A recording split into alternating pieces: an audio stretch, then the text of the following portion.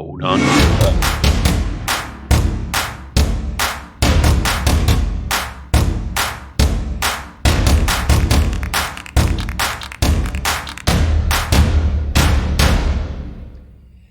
Hello everyone and welcome to Friday on the Damage Report under a lockdown, the day where we get to kick back just a little bit with one of our favorite individuals and among our favorite hosts of the Happy Half Hour, Brett Erlich. How's it going? Thanks, John. That was nice, come on. It's Friday. Contractually obligated to get down on Friday. Everybody's looking forward to the 3-day weekend. We don't do shows on Monday. We won't do shows on Monday. It'll be fun for us. John, did I kill John? All right. You welcome killed to the me Damage with Report, with kindness. Oh, it's Are you a 3-day happy that we weekend. don't have to do anything on Monday? I couldn't No, tell. I'm doing this motion with my chair because I'm torn up about it. It's a 3-day weekend. I can't wait. I can't read you because your default position when the cameras are off is like mild exasperation. Yeah, that's true. Or if there was one sound that would describe John and Jank to a certain extent when the cameras, actually between shows, it's this. I sigh a lot. I mean, I like always sigh active a lot. Conservation of energy. Yeah, it's like an ohm that I do all day long. Like imagine if you wanted to start a habit like drinking water consistently throughout the day. How much work it would be to work up to doing something like that constantly. I sigh exhaustedly. And I don't even realize I'm doing it, but I do it all day long. So that takes a lot of work that's not conscious. Anyway, one particular side that was a death rattle. People who had to watch Happy Half Hour, who haven't watched it, you need to. It's tonight after main show, after old school. After Who's on it? Post game. It's Ricky Strom reporting in from Wisconsin, where he's living right now. I would guess he's reporting in from the ledge because he's looking at the possibility of no sports for literally months. Whew, that got dark. But yeah, I feel bad for Ricky because his one true love is it's not happening right now so much. Ricky, after watching The Last Dance last episode, I'm sure Ricky felt like that person who eats the last like Cliff Bar in their prepper den. Yeah. Like their last like oat spoonful. He's just like, oh wow, that was great, but I am out of anything. Yeah. He should just start reviewing old matches or whatever. But anyway, we'll get to more of Ricky later. Okay, I want to let people know that we have an awesome show available for them coming up right now. All you have to do is stay tuned. And also, the stream will disconnect in 10 seconds if you don't hit the like button. Hit it fast! So we would love to get to 1,000 or maybe 2,000. You know what? You think you've seen all the dogs I have here to show you. There's another dog running around. But we have to get to 2,000 likes before we get to see that dog. So just a heads up. But anyway, also, before we jump into the stories, which we're going to get to in just a sec, I can sort of psychically tell that my producers are getting mad at me. I did want to let you know that we are closing out. We got about another week of May, and that means we have just one more week to hit the TYT General Fundraiser goal that we're trying to hit, and the way that you can assist us in doing that is by going to tyt.com/go and donating. I know it's tough, but just anything you can contribute is going to help TYT to continue and to stay strong. We've had a rough year disease-wise, but also politically and for progressives. Now just imagine going through that without the media that you like. It would suck. So you can help to keep us afloat by going to tyt.com/go. Also, I don't know how many details I can provide right now, but you know from yesterday's show that we have twitch.com/tyt. You can watch this stream here. You can see there. You can see the main show. You can see Happy Half Hour and Old School and others. Brett and I are also going to be doing a special event next Tuesday night, I believe it is, right? I don't want to give too many details, but I think it's the 28th. Is it? Okay, well, it's coming up next week anyway, so... It's Thursday, the 28th, I think. Yeah? Okay, well, cool. We'll give you Good more promo. details. Good live, John. We will give you literally any details at some point, but this is an early heads up that if you have resisted signing on to an account for Twitch, which is free, by the way, you should probably do that, so you're ready to see our special events. It's going to involve Brett and myself and Jank and perhaps one Bernard Sanders. It is Thursday the 28th, and I want to say that it is at a certain time from 6 to 7 p.m. Pacific time, 9 p.m. to 10 p.m. Eastern time, and I did have trouble with that math. Yeah. Wow. Yes. Okay. And not adding 3, adding 1. Yeah. From 9 to 10. It's been a long ass week. Yeah, it has, and a long 2 months. Exactly. Twitch.tv/TYT. Exactly. So I can see anonymous source files saying get to the stories, dude. So, okay, fine. I guess we'll give you some news. Again, hit the like button. I saw one person said that they hit it twice. No, don't do that. That's not helpful. Does it? But anyway, with that, why don't we jump into the news?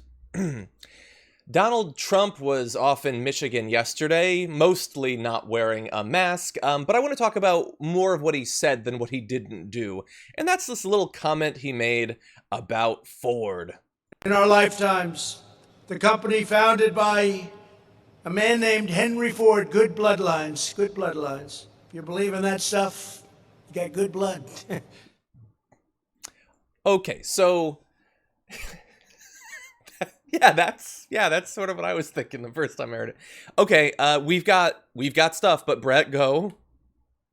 There is no reason on earth for bloodlines, that word, to enter into his head, let alone come out his mouth, besides eugenics and anti-Semitism.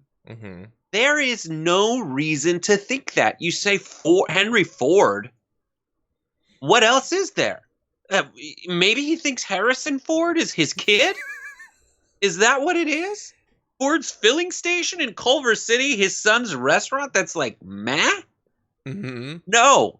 It is... I mean, if you had any doubt that this guy was a white supremacist, it's over. Like, it's over. Bloodlines is just... Aryan-centric anti-Semitism. Period. Maybe he's watched a lot of Star Wars movies, because they seem kind of obsessed with bloodlines, which also includes Harrison Ford, of course. Maybe that's what it is. What's the only... I can't remember if it's 1984 or A Brave New World, but, like, Ford is the refrain of some, like, dystopian... future wasteland? I don't think it's 1983. It might be Brave New World. But anyway, you probably get a little bit of that in Atlas Shrugged and stuff too. But anyway, yeah, so he seemingly ad-libbed, one would hope ad-libbed, talking about Ford in particular and then talking about bloodlines. Now, it is, as you will see, it's not that he never talks about people's bloodlines, but he does it in, like, very specific instances. And it's not common enough that you can just say the Ford thing's a coincidence or something. And here is why it's an unfortunate coincidence at best. And that is because we've got... Oh, okay. Give me 1 sec. Made a mistake here with the folder. I'm not mad at you, John. I am infuriated. Yeah, you should be, because I messed up. You know what? It's my fault. It's my fault. I'll tell you exactly why. Before the show, and we enjoy ourselves, and then I messed up with the graphics. In the meantime, and everyone knows to cut this out, but in the meantime, here are my checklists before a show, John. I've already got... Yeah, that's a blank piece of paper, so... That is not a blank. It has so many words on it. But anyway, I got... God damn it. It does look like I just showed you a blank piece of paper. Okay, so... Here we go. Here's why it's worrisome. Starting in 1920, Ford's newspaper, the weekly Dearborn Independent, which was distributed through Ford dealers, that's the weirdest thing, and sent free to schools and libraries around the country, published 90 anti-Semitic articles, later collected and distributed as a book called The International Jew. That's what it looked like. You know, you get a new Ford, you get updated about an international cabal... If you were worried about the cryptic signaling of the international Jew, let me resolve any ambiguity you might be feeling with the world's problem. Oh, so it's not like, it's not a positive evaluation. It's not like, oh, Jews, they have frequent flyer miles. It's no, they're a problem. It's not the jet-setter. cosmopolitan international Jew. Okay, so I want to give people a little bit more information about Ford in particular. And the thing is, if on any given topic, if you have the option of, is Trump aware of facts or is he not aware of facts, you almost always are going to place your money on he's not aware of facts. I'm going to say, I think he's aware of some of these facts. But here you go.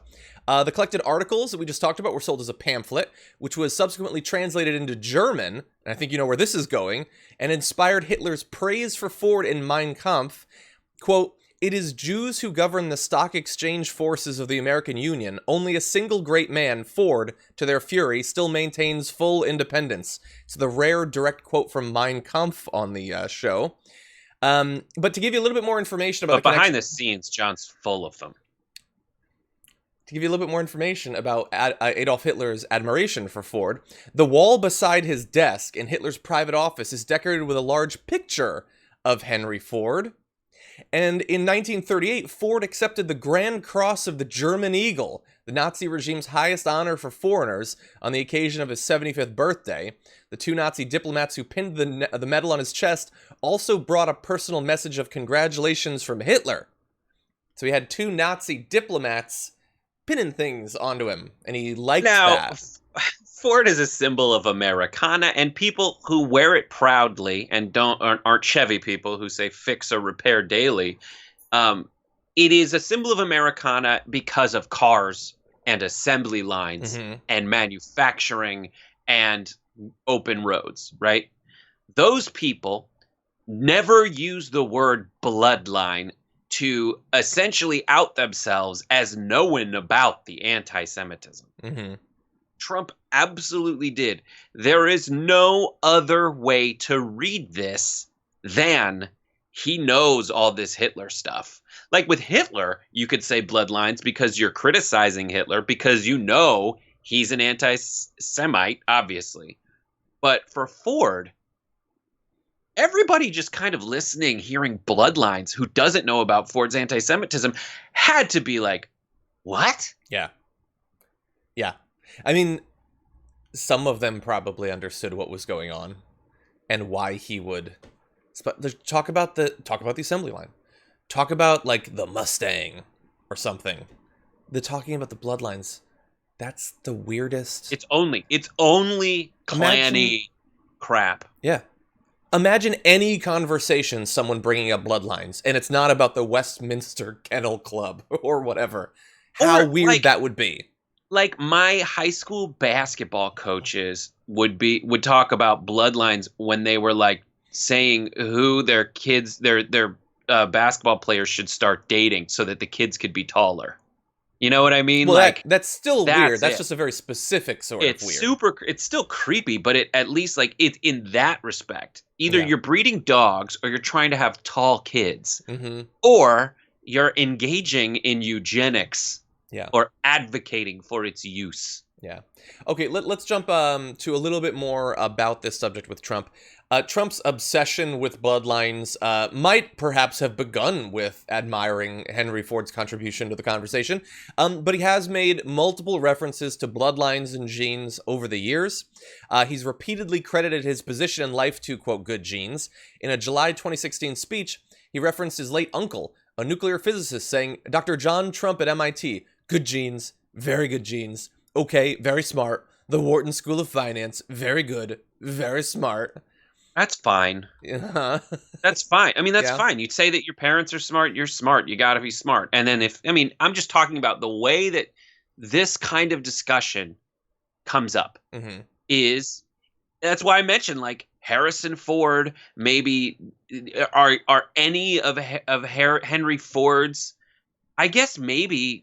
No, there's no one else out there. This isn't Fonda's. This is Ford's. Like, but in this situation, it's like his dad was a physicist. His mom was a professor. Like Steve Kerr in the documentary, like his parents are both professors. He's going to be smart either by like nature or nurture. But like in an offhanded statement, that is I'm smart. he's not, but he's saying I'm smart because, and my uncle was a nuclear physicist. We got good genes. With Ford, it's like this dude has good bloodlines, and the only Ford I know is him.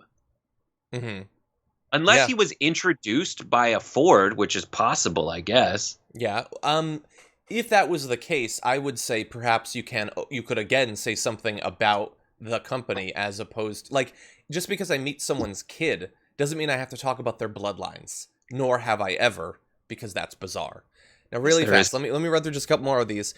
This is back a trip he had done. This is in the UK. A review of a speech that he gave from someone there said, where he read it was bad. His bits off the cuff were also a bit odd. He did have some great lines. He said, you've all got such good bloodlines in this room. That was awful. That was the script. You've all got such amazing DNA, he told a bunch of people. And he'd also said, I'm just going to quickly throw this, you remember this from earlier in the pandemic, when, again, talking about Dr. John Trump, saying that doctors want to know how he understands so much about disease and pandemics and the coronavirus. He says, maybe I have a natural ability. So, look, I mean, I guess having That's bad. The first one, the last one, toss them out, burn the VOD. But like this, the middle one, yes, because it underscores another, like, even the benefit of the doubt you could extend to Trump would be this. Well, either he is a white supremacist eugenicist. Yes, he loves that stuff.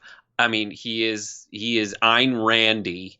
Yeah. He is like, John Galt, dumped in toxic waste with his golden hair. But the other thing is either he is talking about Henry Ford because he is a crazy eugenicist, because he's a crazy anti-Semite who wrote The International Jew, The World's Problem, or he believes in dynasties. He believes in royalty and handing down and heirs and families that are essentially royalty, which is the opposite of what America was founded on. It's actually what America revolted against, is a system of government that yielded tyranny by handing down power from within the same family. He's an elitist at best and an anti-Semite at worst. Yes, I agree. I disagree a little bit about the relevance of the last one. I mean, it's one thing to be like, hey, my parents are smart, I should expect that I should be smart, I guess. I don't know if the connection is necessarily as strong as some people are assuming there. But to say that because someone you are related to is smart, that you have a natural ability with all things science, so you don't have to learn, and you allow your ignorance to lead to devastating public policy consequences, to believe that you can simply slide by on your genes and have that take you through the entirety of your life, I find that to be a really horrid way to live your life. I'll also add, he made a reference once to being very happy. He made a reference once to being very happy that he has German blood. So, I don't mind that. You need other. I'm just saying, John. I'm talking like yes. You need other information. You're building a case, yes. You're building a case, yes. I have German blood, I guess. Technically, I do. Yeah. I mean, we're Ashkenazis. We're not Germanic. We're Ashkenazis, but Erlich does mean really in Yiddish and German. Okay. But final just comment. that last final comment, as it's 10:22 in the morning, is yes, he's making comments that, if taken in a broader context with a lot of people, with a lot of other statements, obviously we know about him, but just like those specific ones in. What you said about the last comment is a garbage statement. It just doesn't directly go back to eugenics. It is more of an elitist approach. Okay, so it's a mix of the two. Yeah. Okay, so let's read a few of these super chats before we roll on to other news, because we want to talk about Joe Biden's doing some interviews, and it was something. F. Harvey says, happy what day to all of you. Don't be like France. Have masks, swabs, democracy, stay at home, close schools. We're like you, but with a smart, incompetent, with Napoleon complex. Stay safe, love ya. Thank you, and stay safe in France. Zane says, John, thanks for the concern about missing me. I'm good, just had a balloon sinoplasty during TDR yesterday. Basically, balloon up nose and pop sinuses open. That's a thing? I should have known that. My uncle was really smart. But anyway, glad to hear that you're feeling good and the surgery went well. He's garbage. Yeah. Yeah. Good God, you've been through some stuff, Zane. Yeah, that's something. Adam, I think that was actually a practical joke. I don't think that was a doctor. I think that was Ashton Kutcher that put a balloon up his nose. I think that was a scene from Total Recall. Oh, that's true. Adam Knight says, when you control the mail, you control information. That's a nice reference to Wayne Knight, I believe, actor from Seinfeld. James Partney says, happy birthday to the stage crew. Happy birthday to all the crew and the producers, everyone working remotely, the editors, everybody. Paul says, seeing Trump gives me the brain damage report. I've actually had that used by right-wingers as an attack against me, among other things. Christopher Puttock says, I lost mild respect for you, Brett, with that song. Just tagged the show on Insta with me, Chili Pasta. Did you guys see some of Farron Cousins' stuff this week? He'd make a good guest, too. I believe we have had him on as a guest. Perhaps we'll do that again at some point in the future. Manuel says, John, you sound healthier, but you aren't sleeping. I am sleeping. It just won't take. JW says, I haven't been able to watch Happy Half Hour. How to find it? Brett? You can go to tyt.com. You can also follow us at HHH on TYT. We break out little things throughout the week. And Instagram, HHH on TYT. And you can watch us on YouTube, Zumo, Pluto, all our platforms, and Twitch. Nice. At 7:30 Eastern time. You seem 4:30 Pacific. Very sure. It's 7:30 Eastern, 4:30 Pacific. Sorry. There you go. Okay, so we're gonna go through the next few stories at a faster pace, but this is important stuff, so let's jump into it. Joe Biden had an interview on the Breakfast Club this morning, and I want you to take a look at the last minute or so of it. Well, Thanks so much. That's really our time. I apologize. You can't do that to black media. I can't do that to white media and black media because my wife has to go on at 6 o'clock. Okay. Oh, I'm in trouble. Listen, you got to come see us when you come to New York, VP Biden. I will. It's a long way until November. We got more questions. You got more questions, but I tell you, if you have a problem figuring out whether you're for me or Trump, and you ain't black. It don't have nothing to do with Trump. It has to do with the fact I want something for my community. Okay, so that has generated a lot of conversation online. Obviously. That is Brett. That was me earlier this morning watching the interview thinking, no, Joe. No, stop all of it. Just stop everything. Stop. I know. Put up the Clyburn signal. Yeah, so I know that I criticized him many times on the show and in writing for not doing interviews. I want to take back all of those criticisms.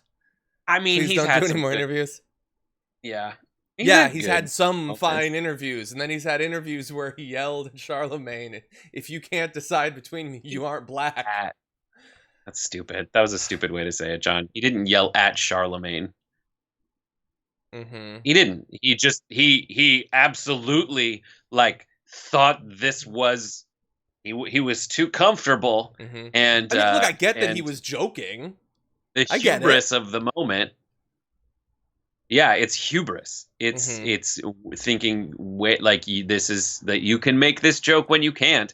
I totally still can remember in the way it sounded for a kid.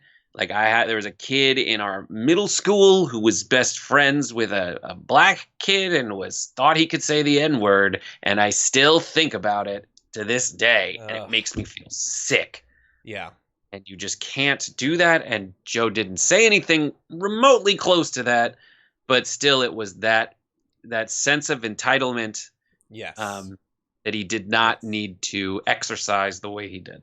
Exactly. Yeah, and it seems consistent, a sort of generalized entitlement or complacency, but also a specific entitlement and complacency in that area. I want to show you another video from that, because the vast majority of the people talking about this interview are talking about that one clip, but it was an 18-minute interview, so I want to talk to you about a little bit more. Not necessarily that's going to make him look much better, but here, okay, I'm not seeing it. Okay. One sec. Let's see. Do we have it? You got one more. I do. Yeah. Okay, I wonder why I didn't have that then. Well, anyway, I can play it quickly through here. Let's go with this. you about your running mate. I don't know if you saw. Well, I saw the day that a news report broke that Amy Klobuchar was being vetted, and a lot of people on social media, they're not too happy about that, and it's because they want your running mate to be a black woman. I don't know if you saw the op-ed in the Washington Post by some of the leading black women voices in this country, and they feel since black women are such a loyal voting bloc, and black people saved your political life in the primaries this year, they have things they want from you, and one of them is a black woman running mate. What do you say to them? What I say to them is that I'm not acknowledging anybody who is being considered, but I guarantee you there are multiple black women being considered. Multiple. By the way, that was when the last video started. That was when the And we're out of time. The aide cut in and to say that's all for tonight, ladies and gentlemen. Before Total we have any coincidence. weird moments, we gotta get the vampire back in the coffin yeah. before the sun comes out. Yeah, that was when it cut off. And the thing is, like, we can't go through the whole 18-minute thing, but I will tell you, there was a question that was asked to Biden, and it was like, what are you going to do to earn these votes that you obviously need? And you saw him there acknowledge, like, Biden's candidacy was saved by the black community, specifically black women in some of these states. And he talked for almost 2 minutes straight, not about anything he's going to do. I don't recall a single mention of policy.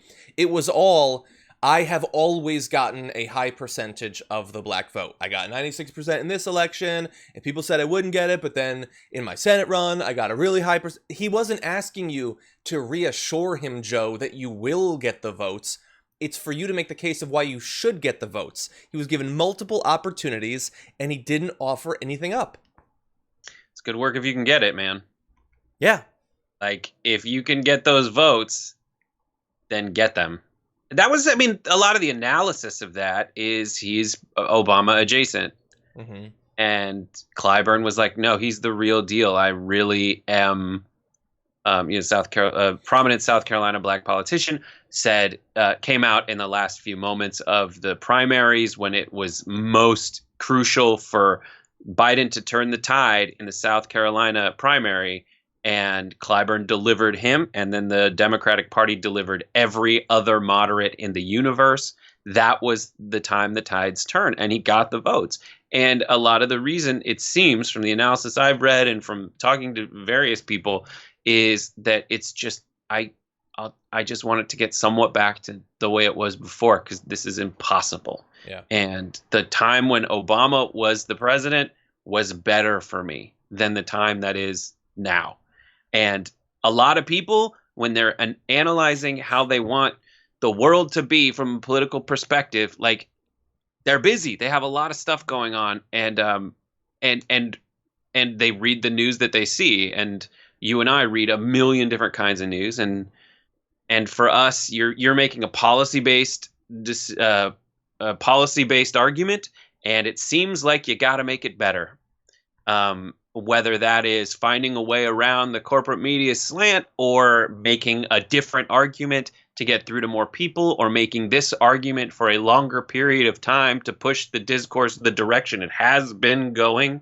Right now, you got the polling on Medicare for all. You got the polling on free college. You got the polling on all the progressive the progressive platform policy initiatives. Now you need to connect that to votes. That's the challenge. That's the thing we got to do better, and we got to solve that puzzle. I agree. It's going to be a large portion of what we talk about going forward is trying to figure that out. Right now, I am trying to appeal to Biden for his own sake. Like, maybe you've even seen good internal reasons to believe that you can just skate by. I would say, how about just in case? But he's done it. So the big Rorschach test is he doing it just to seem like he's appealing to people, or is he genuinely trying to build that coalition? Because he did, after having one position on bankruptcy and student loans, he changed that position.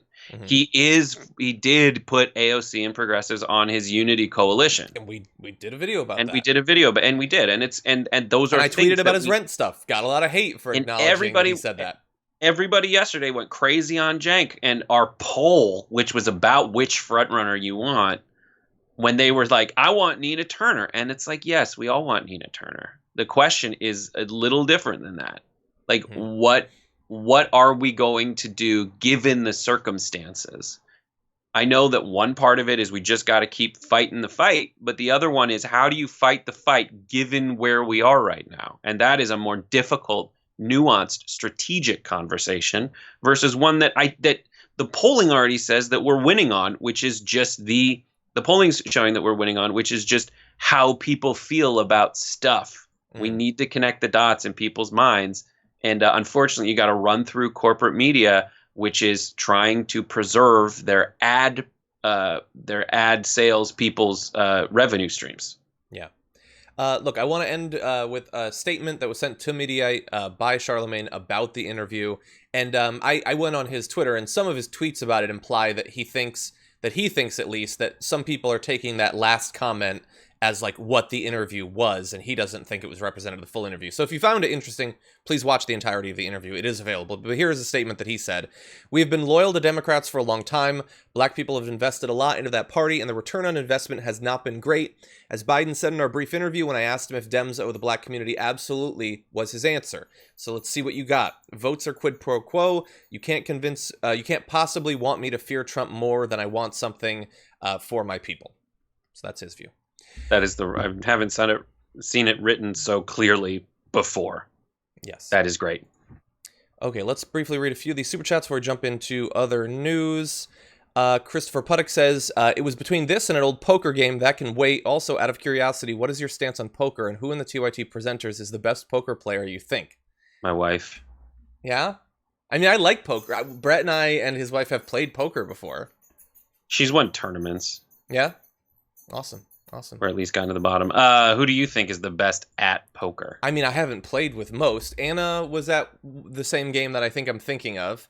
The game that I'm thinking of was actually won by my wife, and I got second at this one. Arlene has won several poker tournaments that I've been in. Her whole family is very good. Her brother's very good at poker. That's awesome. I like to play, but I don't necessarily think that I'm great. I would say I wouldn't bet heavily on any of us. It would be fun to watch, though. And I wanted to have a special for a long time called Poker and Politics, where we get together some of the people and have a night of playing poker and talking about different things. And watch that special on Twitch, because that's exactly what we're going to do. Maybe. Let's do it. Alley Cat, thanks for your super chat. Franklin Sharpslicer says, Bloodlines, Trump had sang strong words from a German, Scottish, and an orangutan. Nice. Gina says, I figured it out. Trump took hydroxy as a prophylactic so he could go do campaign rallies and not catch the Rona, part of his re-election strategy. Perhaps, but the thing is, there is no evidence that it actually acts as a prophylactic. And a huge study just came out today covering 96,000 patients treated with hydroxychloroquine, and it in fact makes you more likely to die. Just like the VA thing that Trump called an enemy statement. What an idiot. Says, who gave the phone to Grandpa? Oh. Lorna says Hitler followed some of the eugenics forced sterilization programs prevalent in the U.S. in the 20s and 30s. Yeah, there's racists to go around. Justin Matthews says it is as if Biden enjoys punching himself in the face. I mean, look, I'm sure he is doing his best, but he's got these weird tics, like very brief. I don't want to go into a whole thing about this, but when he like said, my wife has to do a thing, and then he checked the phone and he was like, oh no, I'm in trouble. Like, the way that he communicates around stuff like that, I understand that he's joking around, but he's not selling it as a joke. He's selling it as a very... Yeah. That was insanity, your conclusion. I don't agree. The way that he ended it was awkward and halting, and I'm not saying in all of these instances he is confused. I'm saying the way he communicates makes it easy to believe that that is the case. No, I'm crazy? Yeah. Yes. You're crazy. I mean, okay. Everything makes it... Listen, John... I'm trying to be reasonable. You're trying to be reasonable this way. Anything can set up, like, what you see as all these evil, terrible things from Joe Biden. I didn't say it was evil or terrible. Not evil or terrible, but like all these things you see as weaknesses of Joe Biden, you do because you're scared, and everybody is scared. Everybody's scared that Trump will get reelected, obviously, but like, don't understate, like, this guy won by huge margins at the end of the election in key states, at the end of the primary in key states. More people think that that's folksy and cute. I don't want to get in a huge argument about why I think those votes went that way at that point. I don't directly tie it to campaigning, positive or negative, honestly. But anyway, we got other stuff we got to talk about. Yes, I'm nervous. Everyone should be nervous because the stakes are very high, and that's why I'm worried. Let's move on, though, and talk about some foxes and some friends. How about that, Brett? Yes, I'm with you. Okay, let's do that. Okay. For some time now, Fox hosts have been saying you need to get back to work, and more importantly, you all want to get back to work. You all want to go back, and the government is being tyrannical by stopping you. And they've also been playing down the threat of the virus. And the thing is, if you're going to sell the message, people need to go back and also imply that it's not nearly as deadly as people thought, that social distancing and quarantining isn't necessary, as Tucker Carlson did a big segment on literally last night, then it seems to undercut your argument when you are saying that from your nice mansion in upstate New York, I would think. And I would say that they seem to have gotten that message, at least on Fox and Friends, because this morning Steve Doocy had this to say. Nonetheless, it's just a sign of frustration where people have had it up to here. We're sick of being closed. We're ready to move on, but Ainsley, Brian, you and all of us are in really restrictive areas right now, and that's why we are not all sitting together on the couch or even in the same studio, because the governments won't let us right now. Yeah, there is nobody in Manhattan, and for those people who are critical of us, because I think anyway, we should be reopening at a much quicker pace, this is a hot spot. There's nothing here. One of the safest places to be is New York City, because they cleared everybody out.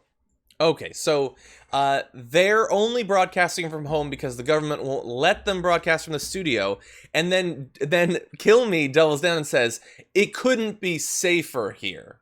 So first, Brett, hold. What Doocy said is not true at all. Per a New York State executive order, news media have been deemed essential personnel, and they're permitted to leave their home for work purposes. The hosts of Fox and Friends are under no legal obligation to remain in place, and that is basically the case in every state across the country. If we wanted to, we could go broadcast from home, but we're not trying to convince people that there's no threat from studio. But we're not sitting here saying you definitely want to go back and it's safe to go back. We don't think it necessarily is at this point, which is why we're not rushing back to the studio. I'm not jumping into a shark's mouth because the government won't let me. No, that's not it. That's not it.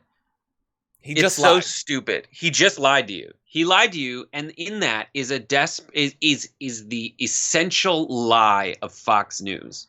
It is pretending to be one of you, despite the facts on the ground. That's it. He's pretending to be like that assembly worker who isn't going to work. And he wants to complain the same way he wants to put out the impression that he is a victim, the way other actual victims are victims. And that is what Fox News does day in and day out. And they're just not. Like, how are you trying to empathize with the plight of someone who is forced to stay home, who wants to advocate that they are an essential worker, when you are staying home voluntarily because they're trying to protect you? Yeah. And they could go in with a skeleton crew. And here's the thing. There's probably someone in the studio right now. There probably are. The fact that they're not doing that tells me a lot, because they are savvy enough to know that if they were to go in with a skeleton crew, it would buttress their argument, or at least it would seem to. It would seem to imply that things are safer and that they're being consistent. But even knowing the potential upside to doing it, they still don't do it, which indicates to me that they are very much aware of the threat and that they are rightfully and understandably worried about catching a potentially fatal illness. And here's I just want to say, like, if they got sick, I'm sure they'd sue Fox News. At the same time that they're advocating for protections from corporations to be sued by their employees if the employees are forced to come back to work too soon and do get sick. 100%. Now, I don't know exactly what happened right after Doocy and Kilmeade had that little conversation, but I do know that something must have happened, because at some point, Doocy decided he needed to just amend what he had said a little bit. Country slowly reopens. I mentioned earlier we were broadcasting from separate remote locations. I said because the government won't let us. I need to clarify.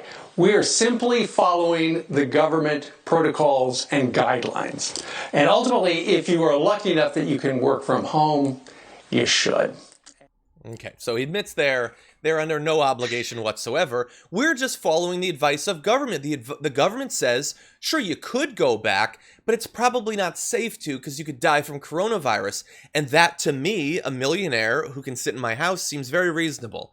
But all the rest of you should ignore that, and you should get out there and go back to sports things and Trump rallies and all that stuff.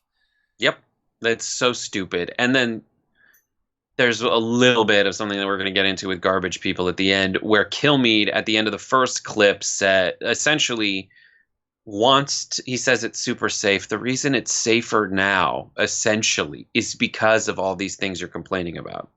Yeah, like you can't have the safe and the lack of social distancing at the same time. Yeah, and I get it, man.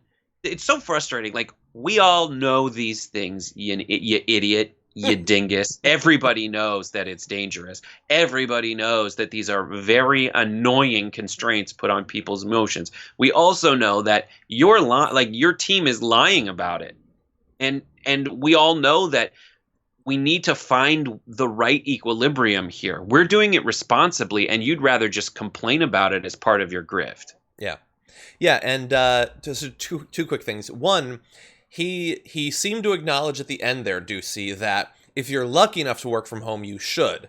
But I think sort of a necessary additional thought to that is, so what about the people who aren't lucky enough? Why should they have to throw themselves into the shark's mouth, as Brett said?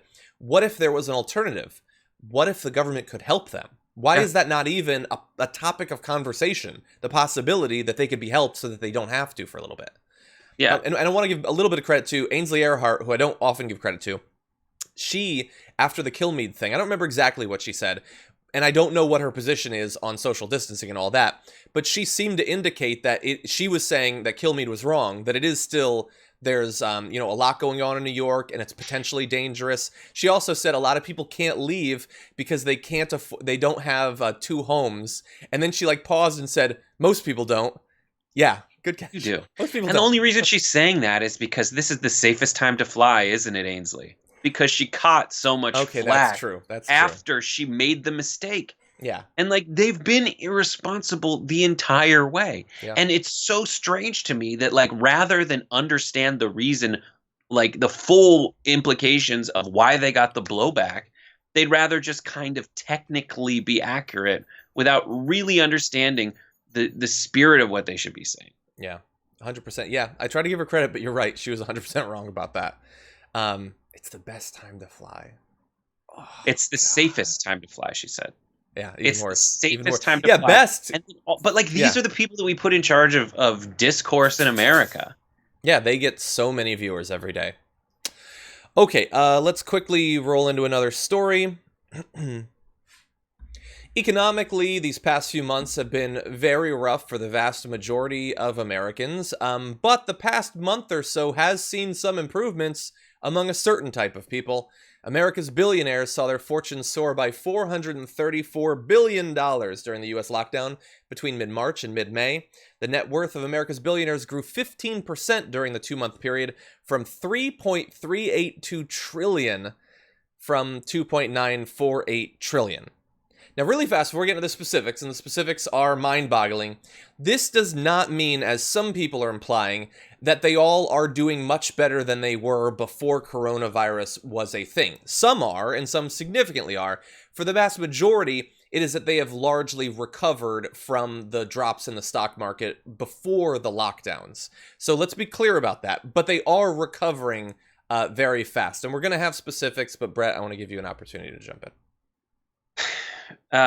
Yes, they've been insulated from any of the negative effects, and or they've been able to solidify their position as wildly scaled market share owners. Because look at Bezos, for example. Bezos has the solution in a time when you can't go to the store down the street. Yeah, that's true. In the meantime, so for people like him, the store down the street closes, so even after this is over, you can't go to the store down the street. Yeah. Right. And in terms of the stock market, Mitch McConnell is signaling this today, yesterday, and really for the last 15 to 20 years, but specifically here, and in the wake of the 2008 crash. the priorities of the federal government's response to giant disasters that ravage economies is not to save the people, it's to save the companies. And so that's what they've done. And the stock market, as much as we want to say that they're like these badass Gordon Gekko types, they're scared little mice. And so the government goes to great extremes, or cockroaches really, to keep the lights off. Just let you guys run around and do it. Don't worry, we'll never turn on the lights and expose how skittish you are. Because if there's a little light that gets into that room, if we expose, like, look at how high the unemployment is, and so essentially they have signaled since the 2008 crash that they will take care of the corporations, and they will not, like, in the meantime, help mom and pop shops stay open. Like, what it takes, I know people who have these small business loans, and it's a nightmare. They go back and forth multiple times. It took forever to get approved. Once they get approved, they have to submit their plan for how it's going to work. And the rules have kept changing along the way for small businesses. Yeah. Well, some of these people we're going to talk about are the largest of businesses. So let me just run through some of these stats. The biggest gains were at the top of the billionaire pyramid, with the richest 5 billionaires, Bezos, Bill Gates, Zuckerberg, Warren Buffett, and Larry Ellison, seeing combined wealth gains of $76 billion. That's 5 billionaires. Jeff Bezos and Mark Zuckerberg had the biggest gains, with Bezos adding $34.6 billion to his wealth and Zuckerberg adding $25 billion. Elon Musk had the largest percentage gain, or among the largest, seeing his net worth jump by 48% in 2 months to $36 billion. Zuckerberg went up by 46%, Bezos by 31%. So I know that, like, you might think by watching Elon Musk's continued devolution on social media that things are getting worse and worse for him, but he has been re-raking it in, at the very least, over the past month or so, even without being able to get back to work. He's not crazy because of the desperation. He's crazy because we keep feeding him more money, and he feels more powerful and less hinged. Exactly. Yeah. I just recently saw Spirited Away, and it's basically what happened to No Face. They fed it, and it got worse and more awful. And so, yeah. And the reason that I point this out is, again, it's not the case that just billionaires are doing 30% better than they were in December 2019 or anything like that.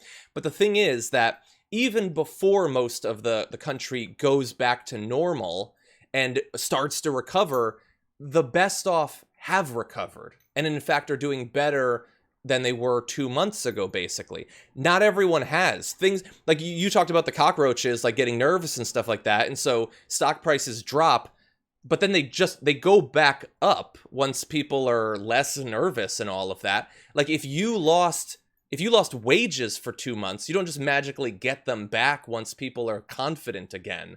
And so the recovery is already happening for some people. It's not even close to starting to happen for the people at the bottom. That's why I wanted to cover this. They have faith. Yeah, exactly. They have faith that that this will be over, and the companies who are not, the companies that fail are the ones that aren't publicly traded. Period. I'm going to ban. You have a dog. This. Are we going to mention this? I just wanted to slip it in there because, people hit the like button as I asked for. It is Hilo, who you've seen before, because I said if you want to see the new dog, it's going to take 2,000 likes, and we're not there yet. But anyway, Brett, we're closing in on the end of the show, and I actually have 2 interviews that I'm going to be doing. We've got an update on the Ahmaud Arbery case. That's not my problem. Oh, wow, that was inappropriate for me to joke at that time. Because we're talking about Ahmaud Arbery. So we got an update. We're going to talk to someone about that as well. And we've got another interview as well. Those are not going to be live. So be sure to check the channel each day. Even if you watch this full show, there is additional content that goes up. I had, I talked this week to, Linda Sarsour. We had a Palestinian rights activist. We've had, I talked with Adam Eichen about trying to pressure the Democrats to take out some of the big flows of money going to lobbyists in the HEROES Act. So that stuff is not on the live show. You do have to go to the channel to see that. So be sure to check each day. But all of that said, Brett, are you ready to end the week in style? Yep. Would you like to go first this time? Yes. Forget it. Okay, yes, let's do it. Okay, so with that said, I mean, it's maybe in always difficult to 10 do this with seconds. the garbage on my lap, but Maybe in 8 or 7 seconds because the ad I triggered on Twitch is almost over. okay. So we're just gonna All pause right, you're briefly, good. and You're you know what? I'm good. gonna Go read for 2 it. super chats. I'm gonna read 2 super I can chats. run another one. No, you're good. AJ, thank you. Rob Shively says, if you don't vote for Biden, your bloodline is in question, Jack. Jack. I love the ending of sentences with Jack. I don't know if I've ever heard Biden actually do that, but it seems like the most Biden thing ever. He did. He has? Yeah. You know what I remember? I'm probably going to get attacked for this. I remember... Ad. The ad's still on. The Biden convention speech in 2016, I remember thinking it was okay. I remember that. Anyway, Miles Howie says, please do poker in politics. Seriously. We totally should. I've literally been asking to do that for like 5 years. Gina says, you and I know it won't work, but he thinks it does. I think you're talking about hydroxychloroquine there. 100%. Philosopher Nonsense says, a person with lupus got COVID-19. Trump 45 lied again. Yeah, we actually talked about that yesterday on the show. Zane says, Biden's memoir's title, Poker and Politics Biden.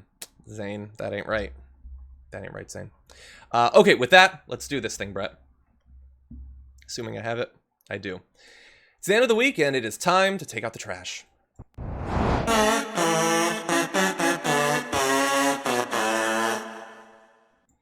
Okay, Brett, you're up first. Who's your garbage person of the week? There's a lot of COVID Karens out there, but there is a more recent one that is I don't think she's as bad as the Karens who actively cough on people, so there's a caveat there. But like the specific path her neuroses take, this is the garbage Karen. Let's take a look. It was probably 45 minutes of having it on. It's the first time I've worn one. I am disoriented. I'm a little mad, if you can't tell that already. Like I'm frustrated, but I don't feel good physically. Like I can tell you right now, I wasn't getting enough oxygen, and I just had on one of these little stupid things. I feel dizzy. My hands are kind of tingly. My heart is beating fast. So some of it's an emotional reaction, but some of it's a physical reaction. I understand the virus is real. Okay, I understand the virus is real. Friends, look at the numbers and tell me why everybody's living in fear. Tell me why we're putting these things on and not being able to breathe. I just want to cry. Like, that's all I want to do is cry, because you can't see people's faces. You can't make human connection. We can't hug people. We can't hold their babies. That's it. Okay. Well, wow, your reaction. Look, obviously I'm opposed to her, but I have this natural sort of progressive-y thing where when I see a person crying, I naturally start to feel bad for them, even if No, dude. No. And here's why. I'm not saying Let me give you overall, your but I'm get saying out at of the end. empathy free card. It's Okay. when she says she's mad, she's smiling. Yes, that's true. Because the specific Karen she is one where that brings her joy. Yeah. It's the uncanny ability to find misery in an otherwise fine situation. Mm-hmm. Like, I get it. It's not easy. We all know it's not easy. We all have to find other ways to have human connection. And I do understand that people need an outlet in these times. And sometimes that outlet, like yesterday, I was so frustrated that I went and took a walk and put my headphones in and had a conversation with no one to just sort it out. Yeah. I'm sharing that with you because I feel comfortable and I know I'm an insane person. But I didn't go, and in that moment where I'm like crying, be like, I can't hold babies. Like, that, what a weird thing to get to. Like, whose babies are you holding? And someone in your condition, I don't think should be holding babies. Oh, jeez. Look, I agree. She didn't make the video because she happened to be wearing the mask, and this stuff happened, and she thought, oh my God, I got to make a video about this. She wanted to make a video. They all want to make videos about how they're mad and how their rights have been taken away, because there is a very strong appeal to feeling like you're a victim. That's the projection from the right, that like it's all like Harder. It's gay people and it's whatever, like that they say are playing the victim Olympics. No, there's no one who likes being a victim more than a relatively affluent white straight person. When the head of your religion is a martyr, that happens. Yeah, that's not a bad point. And here's what I will say: is wearing a mask uncomfortable? Sure. Does it make you dizzy from lack of oxygen? Nope. No. It doesn't. You are just lying about that. And there was a state rep, a Republican, who was like, I have 12 studies that show that wearing a mask like this causes respiratory problems. And they reached out to some of the authors, and the authors was like, no, we're talking about people being on like air supplies.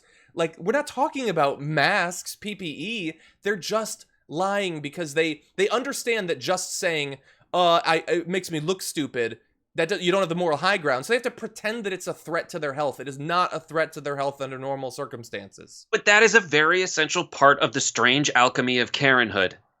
Like, That's a book I want to read.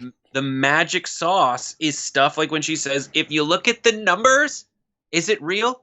There's 100,000 dead people. And that's with all the restrictions that are in place that you're complaining about. So you have confirmed they exist. You confirm that they have changed the normal behavior of people so that the arc of this thing isn't the way it would have been if we had kept behaving normally. Yeah. How many people would be dead if we had gone along with what, Trump's initial knee-jerk reaction was?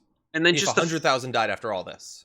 And just the final thing is, like, I know the virus is real, and I know that like I'm having my hands shake and my heart's beating faster, and like some of these are mental, and some of these are physical. Though no, you don't know that they're physical. You don't know that they're physical. They are all the things that you described are a panic attack. Like everything you did. My heart's beating faster. I'm having trouble breathing. And that's in your mind. And I totally understand that. But like, don't blame it on coronavirus.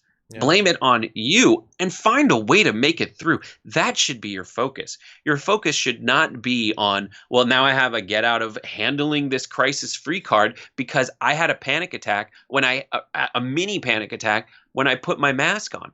Find a way to put your mask on and keep America safe that doesn't result in you having a panic attack, rather than trying to say, listen, I want to hold babies. You should stop all of this. Well, if you're actually genuinely having a hard time, I understand it. It's very difficult.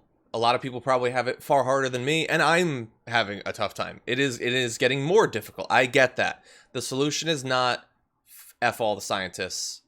It's not even just let's go back out there. It's I want everyone to go back out there, and I don't want them to wear masks. It's like it's not enough to just say I want an end to the lockdowns. It's I want an end to the lockdowns, and I will take it as a personal affront if literally anything is done to stop the transmission of this virus. And just to put a little button on my invective of Jesus, he was crucified. You have to wear a mask. Yeah, similar. There's a difference. It's similar. You're not that. Yeah. Okay, so that was good, Brett. Good job. I'm going to switch to mine now. For my garbage person of the week, I have someone who we have talked about, but I have updates. It is this individual. That's a nice little picture of Mike Pompeo. Why is he doing that pose? No one knows. But his next pose will be in the trash, and I would like to explain why. It isn't just for all of the reasons concerning the firing of Steve Linick last Friday that we've already talked about. The possibility that he was investigating the emergency for the Saudi arms deal and all that. It's not just the Madison dinners for 500 people that were apparently done for his personal political interests. It's not just for using the aid and everything. It's for new stuff too. So we have updates to some of those as well as new information. Secretary of State Mike Pompeo pushed State Department officials to find a way to justify that emergency declaration that he'd already decided to implement in order to fast-track the $8 billion in arms sales. So it wasn't just that they did it, it's that he then tried to get his underlings to find some rationale for why they had to do it, and now they're starting to talk. With one State Department official telling CNN they seem to have a game plan and it had to be justified, And that person said that they had communicated to the State Department's Office of the Inspector General during an interview late last year as part of the investigation into Pompeo's move to fast-track the sale. So they were very uncomfortable about this entire thing and communicated it to the person who theoretically might have been fired as a result of that. But it's not just that. It's not just the private jets, and it's not just the Madison dinners. It's other special secretive trips that he took on our dollar for his political ambitions.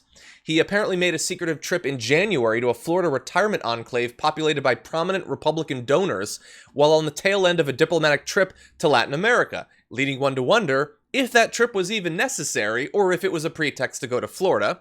He held the same kind of quiet meeting in December with Republican donors over a hotel dinner on a State Department trip to London.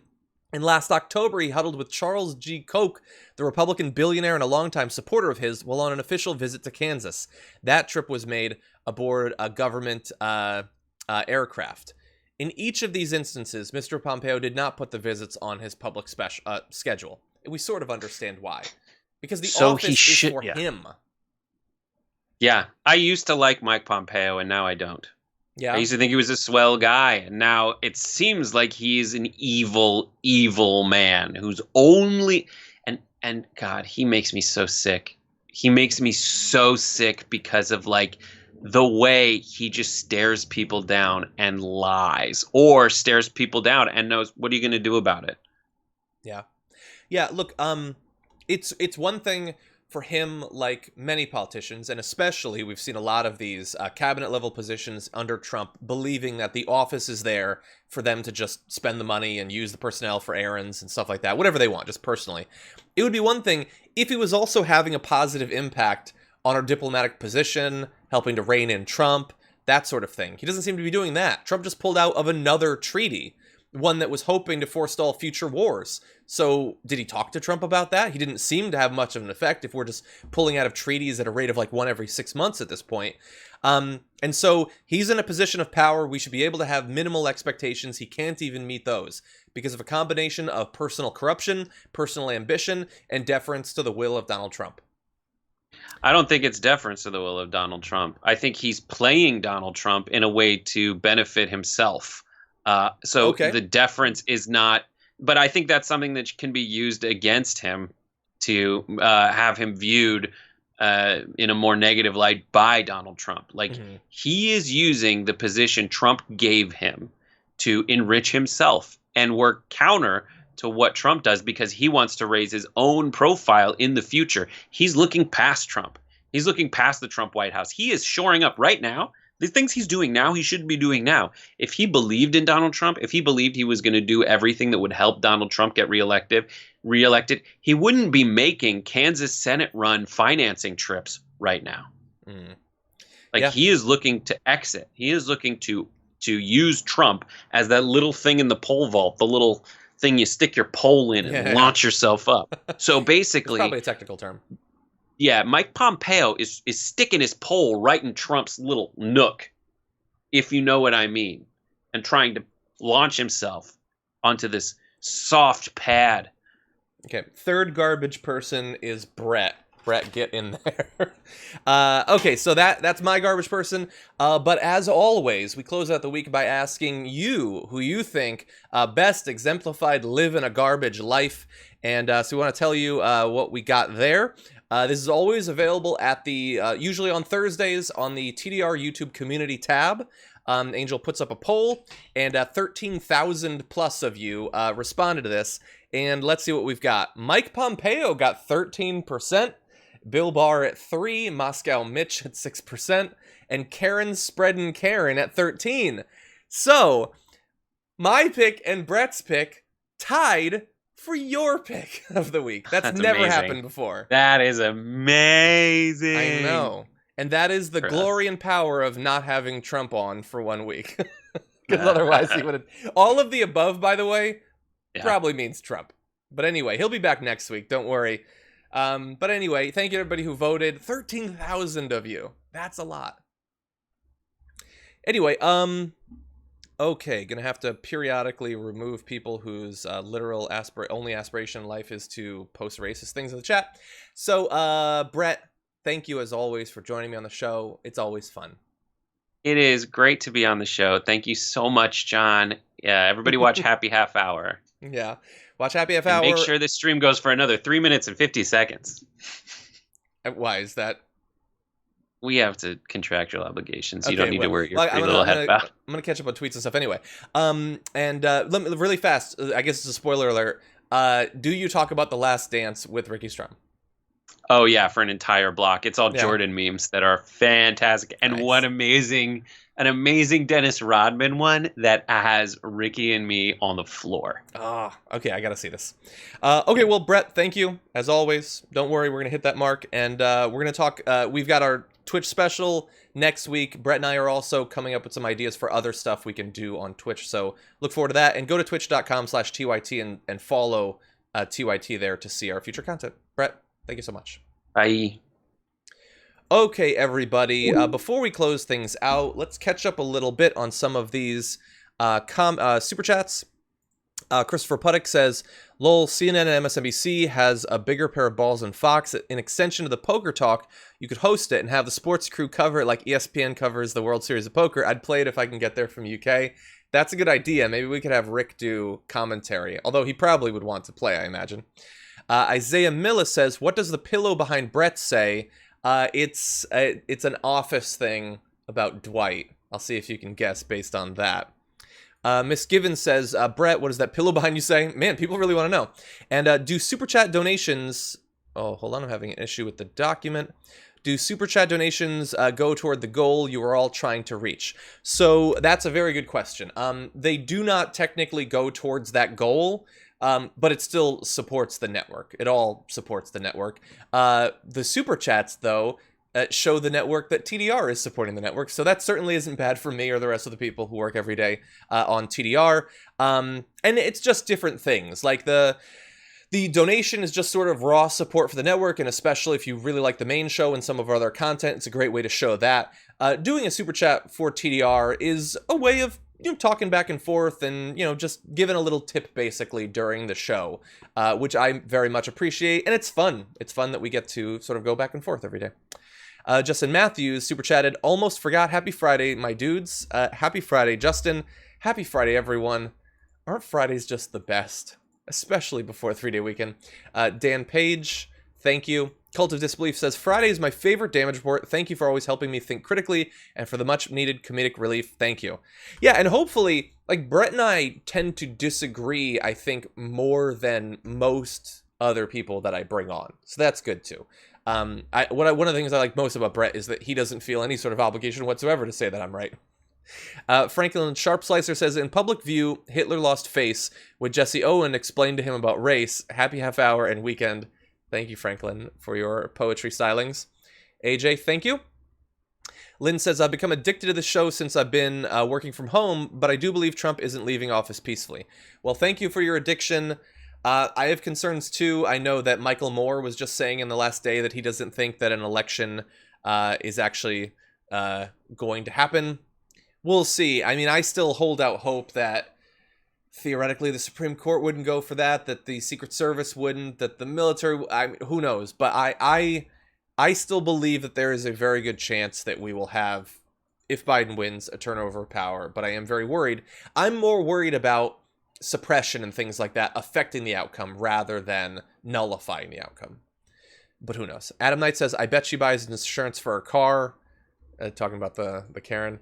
Philosopher of Nonsense says, hypochondriac Helen, victim Vicky, collect them all. Yeah. I feel bad. Like, I do feel bad for them. Like, I know that they're grifting and they just want people to retweet them and stuff like that. But yeah, it is hard. I get that. The solution is not to offer yourself up to the volcano, though. Carrie Dunn says, Trump drama queen. It's funny. James Partney says, if masks make people lose their breath, how do surgeons safely perform surgery? They pass out multiple times during each surgery. No, it's because it's just not true. Like, say that it's uncomfortable to wear a mask. Sure, it is uncomfortable. Say it's weird to not be able to see people's faces. Sure. But it's not going to kill you. Ryan says, what about the doctors and nurses wear them all day? Exactly. Exactly. And by the way, not just them, people who are at work right now, people who work at supermarkets wear them all day long. Like, anyone who's participating and is responsible and works for someone who's responsible has to wear them all day long. Dennis Tubeck says, Karen wants to eat your baby, but the darn mask is getting in the way. That's what it's all about. She's actually werewolf Karen. Thank you. Let's see. Twitch, Greedy B45T3 says, I think I get what you're saying. Thank you, John and Brett, for the levity. My wife is in the hospital, not COVID-19, and the levity helps me deal with the scary time for me and my kids. Greedy, feel so bad for your family having to deal with this. And obviously, going to the hospital for literally anything right now is going to be scarier even than normal because of, you know, the threat of coronavirus. So I feel bad for you. Jazz had sent in a hashtag TDR Live saying, I feel the ultimate cringe when I watch Joe Biden. I think a lot of people do. Let's see. Eclectic Miscellaneous says, I dare a reporter to ask Trump if Henry Ford's genes were so good. To explain what a gene actually is, there's maybe a 0.5% chance he actually knows. I think that might be... not sure about that. Fred had sent in a super chat saying, extend the hour, put your music playlist on shuffle, show us what you got. I don't really have a music playlist. And unfortunately, right after I do this, I go on to... we do our post-show meeting with the producers remotely to figure out what's going to happen with the show. And then, like I said, I've got 2 interviews. One is starting in just 30 minutes, actually. Hi, Amelia says, thanks for the GOT advice. You were right. My channel is all about getting high and having fun, so I definitely enjoy Happy Half Hour. Love you so much. Yes, I remember your comment yesterday about whether you should keep watching. Glad you did. Anyway, thank you, everybody. Hope that you enjoyed the dog. We didn't quite hit 2K, so I guess Big Abby just remains a mystery. What does this dog look like? We may never know. But anyway... oh, and I also wanted to give a shout out to user eKrens, who suggested Karen spreading Karen19 for the community garbage people. We do appreciate that. Anyway, thank you, everybody. Hope you enjoyed the week. Hope you had fun. Maybe learned a little bit. Maybe laughed a little bit. That's the best that can be hoped for. Hope that we deliver that for you. And I will see you next Tuesday, actually.